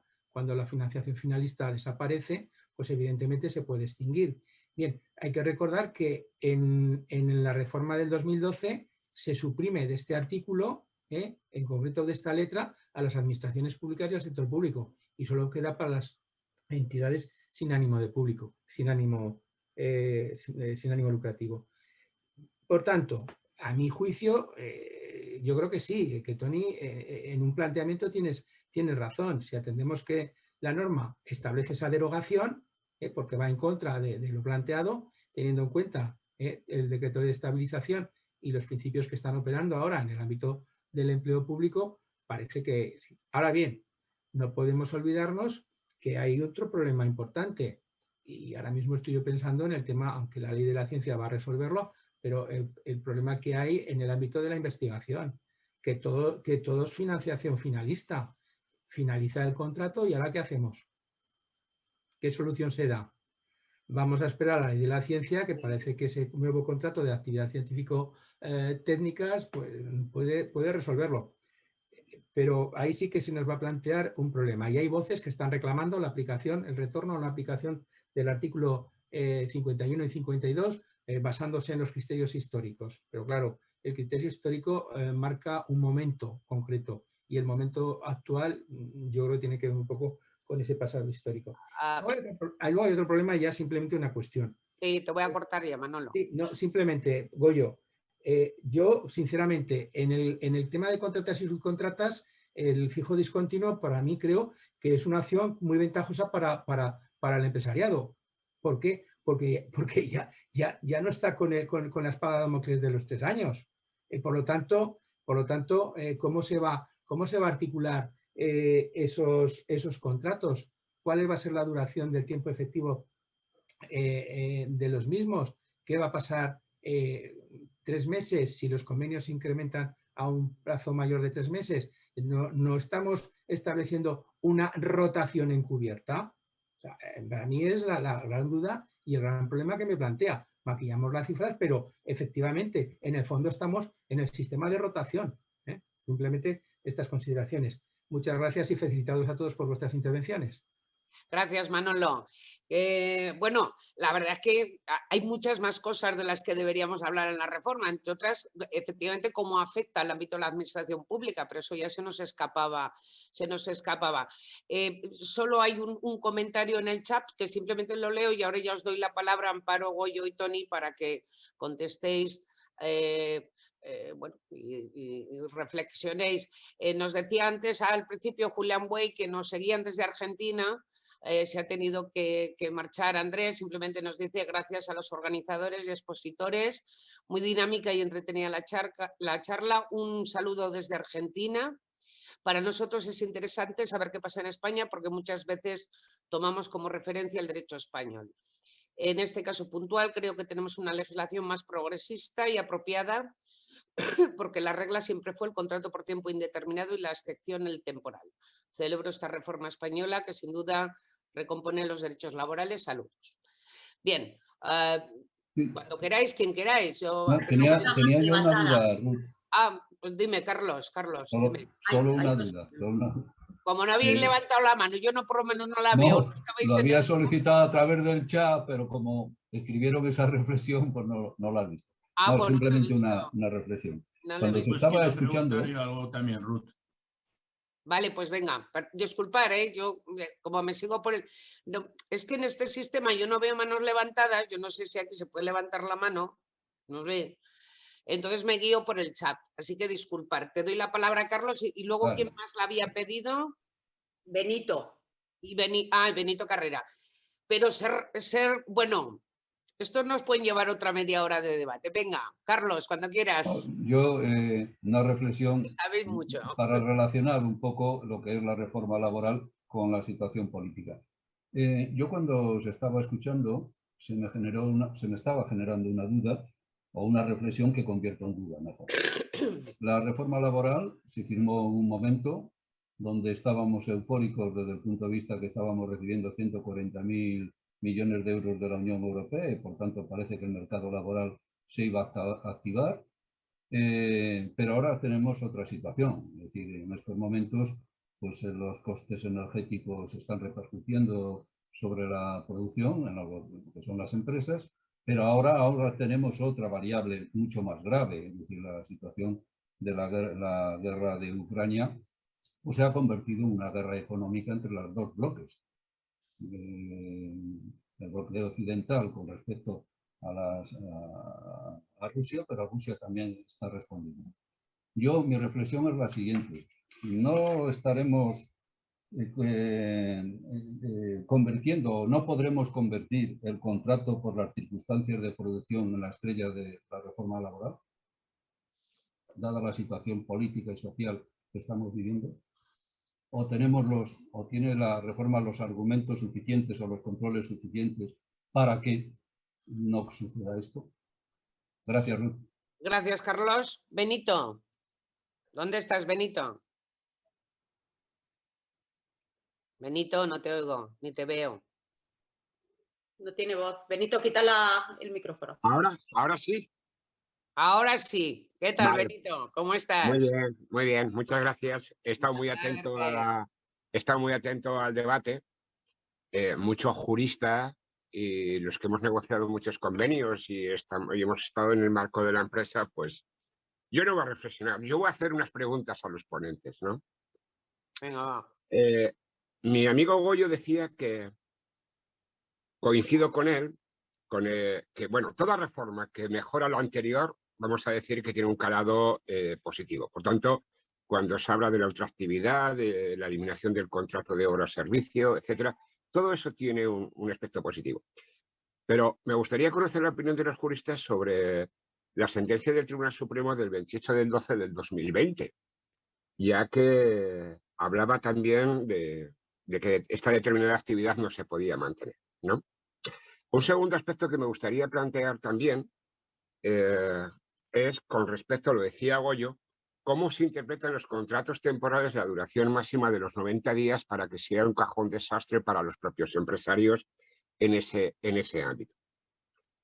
Segunda pregunta. Tercera pregunta, me gustaría que emitierais una valoración de por qué no la eliminación del artículo 52 del Estatuto de los Trabajadores de los despidos por causas técnicas, organizativas, de producción, etcétera, que tenemos en ese momento. La cuarta pregunta sería, ¿por qué no ha sido posible recuperar la autorización administrativa para los ERES? O dicho de otra manera también, todos los salarios de tramitación en estos momentos como tenemos, ¿no? Cierto que ganamos en derechos. A la última ponente en el tema de la subcontratación, pues me gustaría que ampliara algún concepto, porque sí que se gana en beneficios de salario, pero no en condiciones de trabajo. Y como decía Cantín, yo soy de los que pienso que el despido, tan fácil como es, ayuda a tener más temporalidad y ayuda a tener más precariedad, y eso realmente en esta reforma ojalá hubiera tenido una rigidez y hubiéramos vuelto a las andadas anteriores. Y no solamente es la reforma del 2012, es la reforma también del 2010 la que deberíamos poner en cuestión en algunos temas. Muchas gracias. Gracias, Benito. Bueno, ya vamos rápidamente con los que habéis pedido la palabra. Perdona, Ramón, pues es que no sé por qué no me salís aquí en el chat. ¿Dónde pedís la palabra? Seguramente porque no andamos finos a nivel informático. Pues venga, Ramón, la última ya, porque si no nos vamos a ir a mucho tiempo, ¿de acuerdo? Un saludo. Te pido mucha rapidez, ¿de acuerdo? Un saludo cordial a todos y ha sido una verdadera gozada participar en esta charrada, ¿vale? Viendo las caras de mucha gente conocida, antigua guardia, yo creo que ha sido más que nada un volver a recordar muchas cosas. Creo que esta reforma, ya antes de la reforma, como ha dicho Toni Ferrer, hubo un factor importante, el hecho de eliminar el despido con la baja laboral.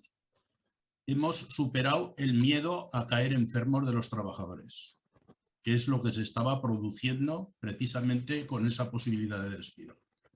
Y eso es importante ya antes de esta reforma. Por otro lado, yo querría plantear qué tipo de relación existe entre esta reforma y las administraciones públicas, dada la situación de estabilización en el empleo que se está imponiendo por sindicatos arribistas, en el sentido de intentar demandar a las distintas administraciones porque lleva mucho tiempo, interinaje, tal y cual.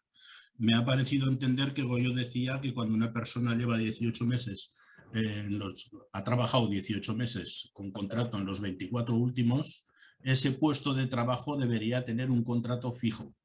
Eso es lo que he intentado. No sé si es verdad o no es verdad.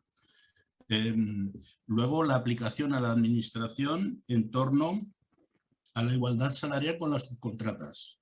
Este es un campo tremendo y que nos podría llevar, vamos, a muchas demandas a nivel administrativo. Y por último, las famosas empresas multiservicios. Y si a esto le sumamos centros especiales de empleo dedicados a multiservicios, nos encontramos con una problemática legislativa tremenda de asegurar, tremenda para asegurar.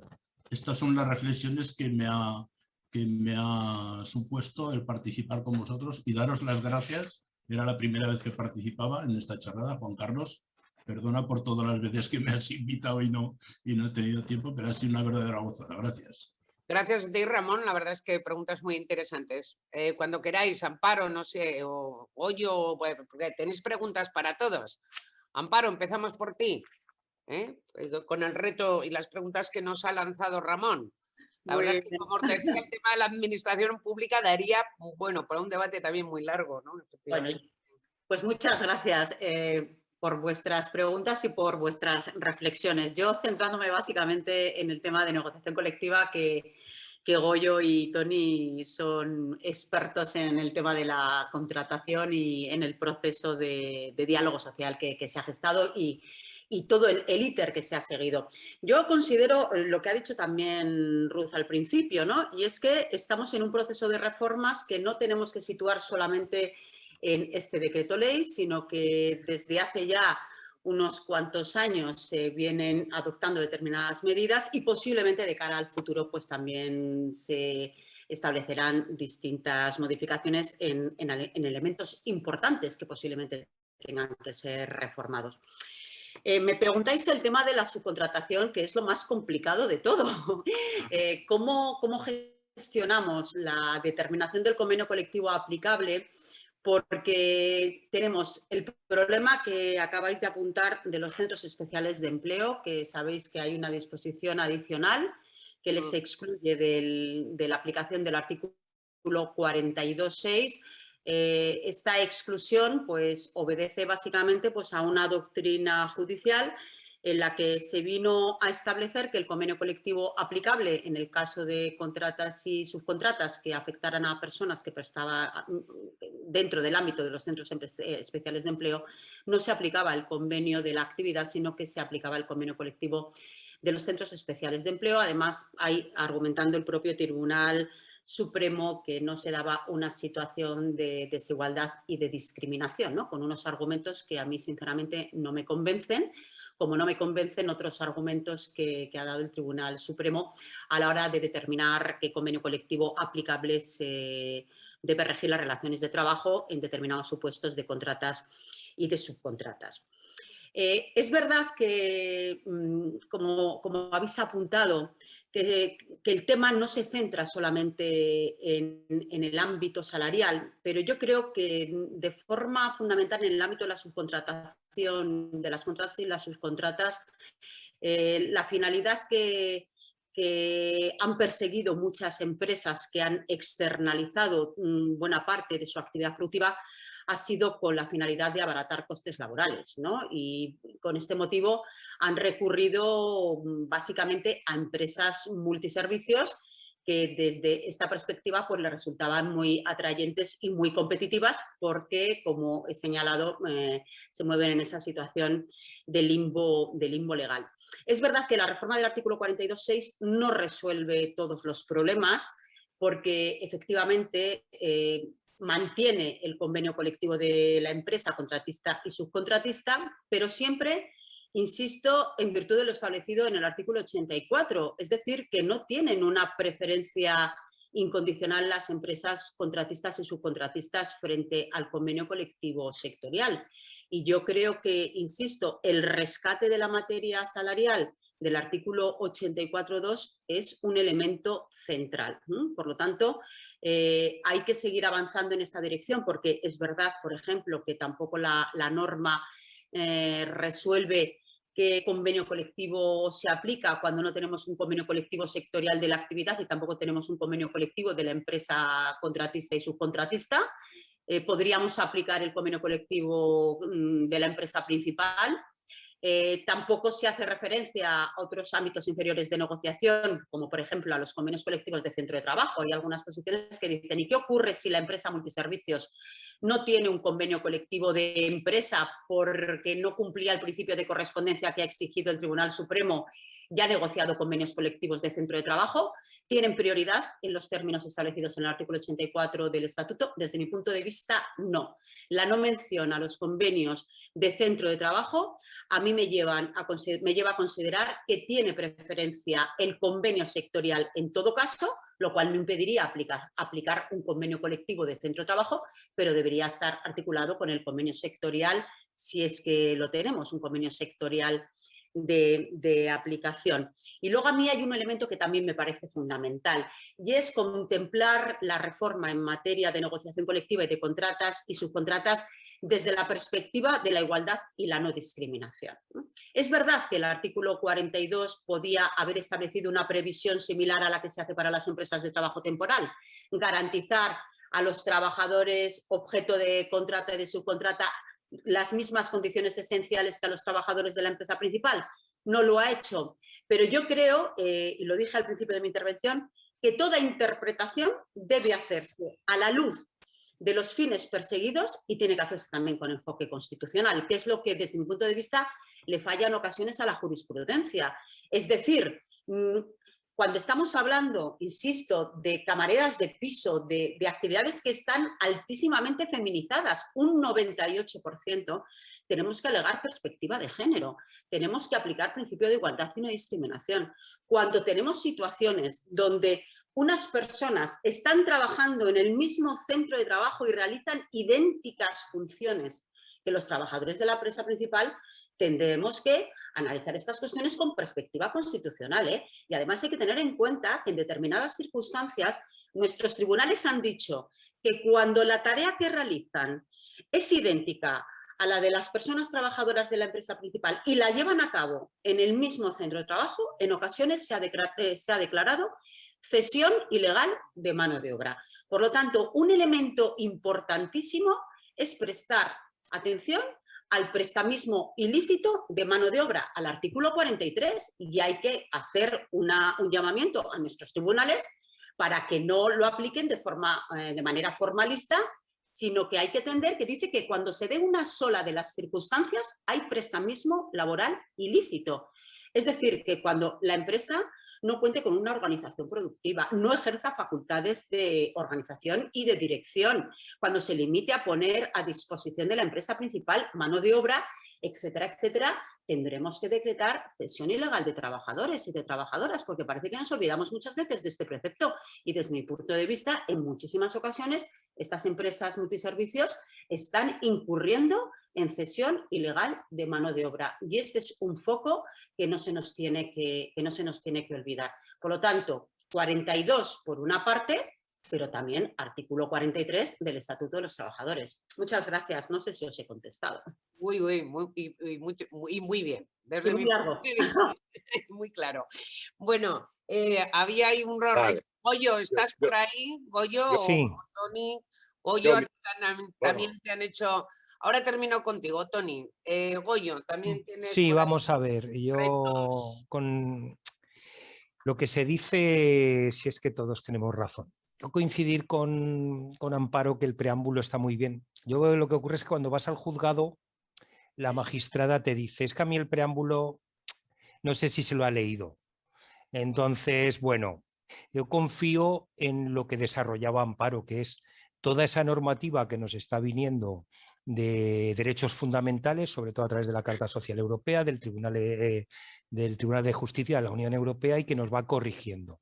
Y con esto quiero conectar con lo que se ha dicho o se ha planteado la intervención tanto por Juan Carlos Cantín con el tema del despido como por parte de Benito.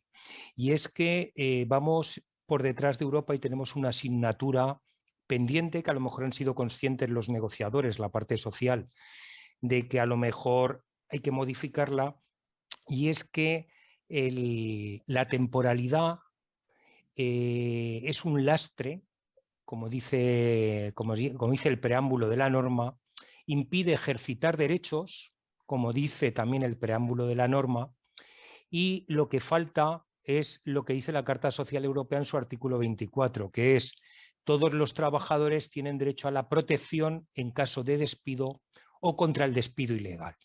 ¿Eso qué quiere decir que tengan protección? Que tengan una reparación adecuada y que tenga un efecto disuasorio la indemnización. ¿Qué es lo que ocurre? Que, como decían los intervinientes, despedir en España es muy barato a una persona temporal que lleva 2 meses o 3 trabajando. Por eso yo, y al inicio de la intervención decía, donde hay presencia sindical, la reforma nos vale. Donde no hay presencia sindical va a depender de la actitud de la patronal. Y la actitud de la patronal, que es capitalismo, todo siempre ha sido la misma. Entonces, por los asesores o por lo que sea.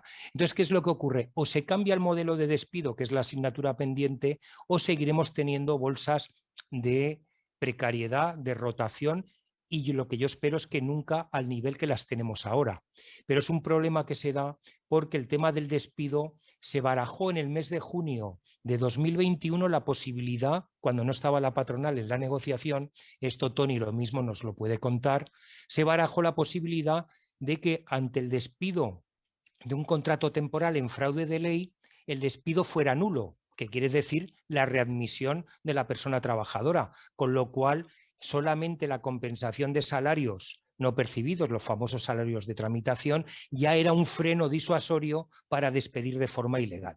Por tanto, esta es la asignatura que queda pendiente. Ya el Comité de Derechos Sociales ya el Comité Europeo de Derechos Sociales ya ha dictado sentencias a petición de la CGIL italiana con el tema de que las indemnizaciones fijadas por años, si son cortas, no tienen efecto disuasorio y por tanto no es suficiente, y por tanto seguramente ahí en el tema del despido podamos combatir.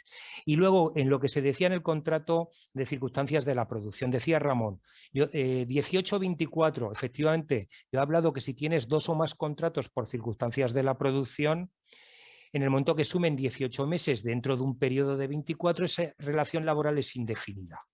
De la persona o del puesto de trabajo que entendemos que debe ser fijo. En la administración pública, la ley de estabilización, el plazo es de 3 años.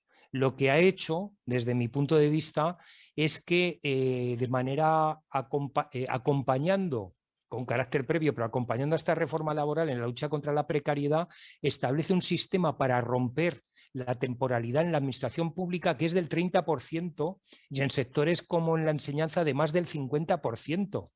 Es decir, fijaros qué barbaridad. Y lo que dice es que todos los puestos que son de carácter estructural deben sacarse a concurso oposición cuando lleven 3 años y no hayan sido cubiertos.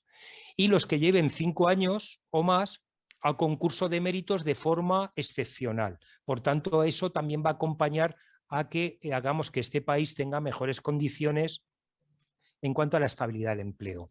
Y por último, compartir las dudas con nuestro amigo Manolo González Labrada respecto al contrato de fijos discontinuos. De hecho, ya en asesoría ya ha entrado un supuesto donde la empresa está planteando convertir un contrato indefinido a tiempo completo a uno fijo discontinuo porque resulta que tienen un mes ahí que no hacen nada. Espero que no sea el de vacaciones. Espero que no sea el de vacaciones. Entonces, es verdad que puede haber un mal uso, pero lo que yo entiendo también es que el canalizar, no sé si es natural o no, pero el canalizar las contratas hacia el fijo discontinuo mejora derechos porque son indefinidos y por tanto tienen la misma protección con un trabajador indefinido. Y yo pienso que una empresa no va a tener a un trabajador fuera de la empresa si lo necesita porque tenga otra contrata, que es el supuesto que viene a regular la sentencia que comentaba Benito de diciembre del 20, que es una contrata tras otra contrata tras otra contrata. Entonces lo normal es que esos vacíos no se den, que la negociación colectiva los tiempos de espera los reduzca en vez de que los amplíe a los 3 meses. Pero en cualquier caso, la estabilidad se dará y yo creo que la rotación en el margen de contratas, que hablamos de contratas de 2, 3, 4 años, pues ese periodo de hasta 3 meses yo creo que no va a llevar a esa precarización, aunque sí que puede dar pie, pues visto en este país lo listo que somos, pues a que mira, oye, 3 meses los mando, las vacaciones o lo que sea. Y no sé que me dejo muchas cosas de lo que habéis dicho, pero Tony me imagino que querrá cerrar el tema pues con esa visión más política y si queda algo, Tony, a ti te toca cerrar. Sí, Chao. Gracias a todos. Gracias. Y Tony, ¿dónde estás? Tony, no, ni te vemos ni te oímos. ¿No se nos ha ido? ¿No? ¿Ahora me oyes? Vale. ¿Y me ves? Vale. Y no te vemos. Ahora te veo y te oigo. Venga, Tony, bueno, vamos a ver. ahí tienes grandes retos. ¿Qué pasa? Yo creo que tanto Amparo como Goyo han explicado los contenidos materiales. Bueno, siempre cualquier reforma tiene un periodo de adaptación, difusión, conocimiento y luego, como puede ser de otra manera, de interpretación desde el punto de vista legal. Ahora, creo que haríamos un ejercicio muy reduccionista en esta fase, solamente quedándonos en la parte de la regulación sustantiva. Yo veo 3 cuestiones que son básicas. La primera, la recuperación de la centralidad del diálogo social en la legislación laboral española. Después de una trayectoria desde el 2010. Es decir, tenemos que retroceder 15 años al 2006 en el Acuerdo de Mejora del Crecimiento y el Empleo para encontrar un vestigio de legislación laboral pactada. Es decir, por lo tanto, ese es un valor que hay que tener. Eso explica, y no quiero entrar de una manera exhaustiva, no tenemos tiempo, el por qué se ha optado por un acuerdo tripartito y no por un acuerdo bipartito. Y eso también explica el por qué hay unos contenidos que no están y no iban a estar tampoco algunos de los que se han dicho. Recordad que la discusión estaba claramente enmarcada en dos documentos. Antes de empezar había dos documentos que lo enmarcaban. Uno era el acuerdo, que lo he citado en mi primera intervención, el acuerdo de gobierno progresista, que están esas materias. Ahí hay materias que se han comentado aquí que no se recogían. No se recogía para nada elevar el coste del despido ni recuperar la autorización administrativa. No entro en la polémica de eso sería así o no. Es decir, yo creo que ese es un tema que vale la pena tener claro. Segundo de los aspectos. Hombre, el acuerdo sí que entra en materias de las que se han dicho. Por ejemplo, ¿va a restringir los despidos? Sí. El artículo 47, el artículo 47 bis, al plantear el sistema de que los ajustes tienen que ser por la vía de expedientes de regulación de empleo o de reducción de jornada, el mecanismo RED impone que el despido queda tocado. Ya no tiene la facilidad brutal que tenía el despido con la reforma del 2012. Yo creo que haríamos un ejercicio incluso, en este caso, no favorable a la posición del propio acuerdo y sobre todo de los trabajadores si no ponemos esta cuestión en valor, ¿no? Yo creo que es un tema importante. Un tema de detalle, ¿no? Ya que lo ha citado Manolo. Yo me estaba refiriendo, Manolo, no tanto a la posibilidad de que el actual 52D, vamos a ver cómo queda la ley de la ciencia, sobre el tema de las previsiones que puede haber sobre la finalización de la financiación. Me refería concretamente a lo que se ha derogado. Lo que se ha derogado, como tú bien situabas, era que se podía justificar un despido objetivo, ETOP, por la disminución presupuestaria. Yo me refería a eso exclusivamente, que eso cambia sustancialmente los temas. Es decir, porque eso de hecho se utilizó, que no estamos hablando de algo teórico que había, se utilizó en ayuntamientos y en entidades públicas. Es decir, yo creo que es un tema importante a tener en cuenta.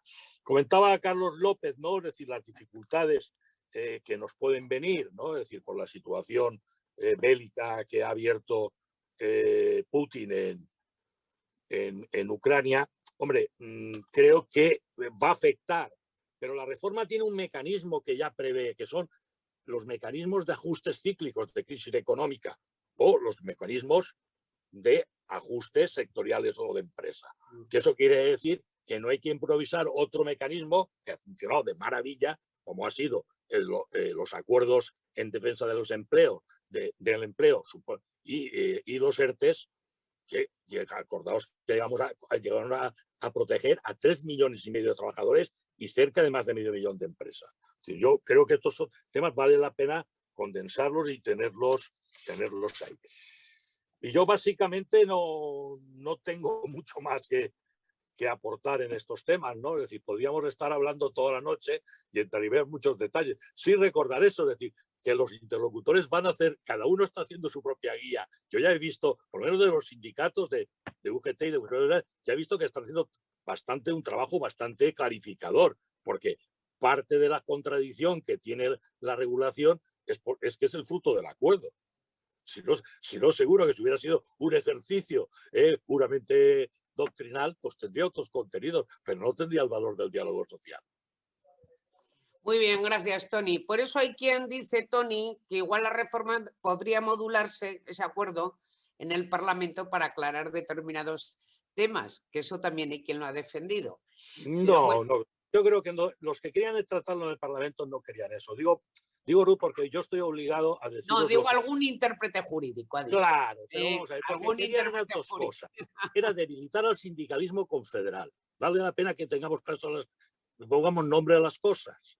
La propuesta del PNU era debilitar al sindicalismo confederal. Y lo que pretendía Esquerra, si es que ellos mismos son capaces de decirlo, porque cada interlocutor, sabéis que el pobre secretario de Estado de Empleo, que es un gran secretario de Estado de Empleo, Joaquín Pérez Rey, tuvo 40 interlocutores con esto, él mismo nos lo decía. Bueno, yo no creo que quisieran clarificar estos temas. Y si hablamos ya de la derecha, la otra derecha vamos, la derecha lo que quería era trasladar el famoso modelo de despido austriaco, la mochila austriaca. Sí, bueno, Y llevan que hace tiempo tu ya reforma con laboral. eso. Bueno, Oye, pues, muchísimas gracias, Toni, Amparo, Goyo, a todos y a todas las que estáis siguiéndonos. Ya mucha gente nos ha ido dejando. La verdad es que el tema es muy interesante, da para mucho más, indudablemente. Y luego aquí estáis grandes sindicalistas, expertos, que tenéis ya mucha mochila en tema laboral.